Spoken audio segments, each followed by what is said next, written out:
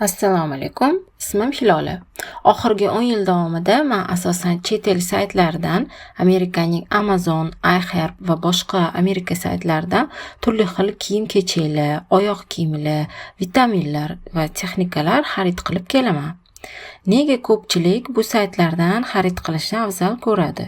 Keling ko'rib chiqamiz. Bu saytlardan to'g'ridan-to'g'ri sotib olish orqali siz sifatli, original mahsulot olasiz. Pulingizni bir necha barobarga tejaysiz va o'z biznesingizni boshlab, daromad ham qilishingiz mumkin bo'ladi. Masalan, iHerbda original vitaminlar O'zbekistonga qaraganda o'rtacha 30-40% ga arzon. Amazonda esa siz O'zbekistonda yo'q original va brend mahsulotlarni topsangiz bo'ladi. Bundan tashqari, u yerda texnika mahsulotlarini 2 barobar arzonga olsangiz bo'ladi.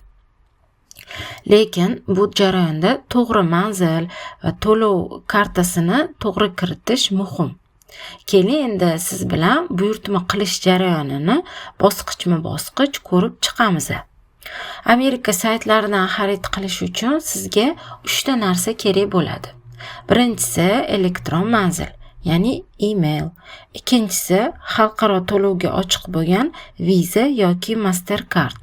Uchinchisi to'g'ri to'ldirilgan billing va shipping manzil. Hozir sizga saytdan sotib olish jarayonini amalda tushuntiraman.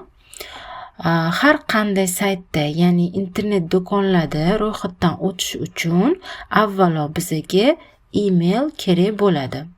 Agar emailingiz bo'lmasa, Gmail ilovasi orqali tezgina email ochib oling. Email ochilganidan keyin saytda ro'yxatdan o'tishni boshlaymiz. Emailni tasdiqlaganimizdan keyin esa to'lov sozlamasiga, ya'ni nastroykaga o'tamiz. U yerda karta turini tanlaymiz va karta ma'lumotlarini kiritamiz. O'zimizga kerakli mahsulotni tanlaymiz va savatga qo'shamiz. Endi esa to'lov bosqichiga o'tamiz. Agar sizda Amerika manzili yo'q bo'lsa, bu muammo emas. Biz kuryer kompaniyaning xizmatlaridan foydalanamiz.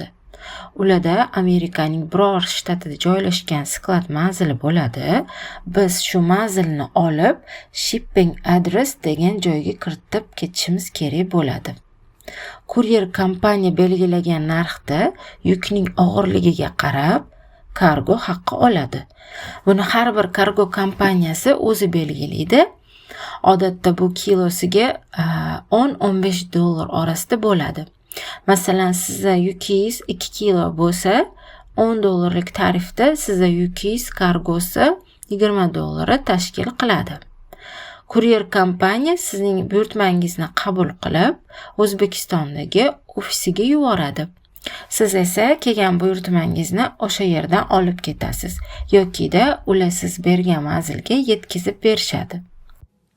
Agar Amerika saytlaridan buyurtma qilishni batafsil o'rganmoqchi bo'lsangiz yoki bu orqali o'z biznesingizni yo'lga qo'yishni istasangiz, bu bo'yicha bizning maxsus kursimiz ochilgan. Qiziqqanlar videoni ostida ko'rsatilgan Telegram link orqali murojaat qilishingiz mumkin.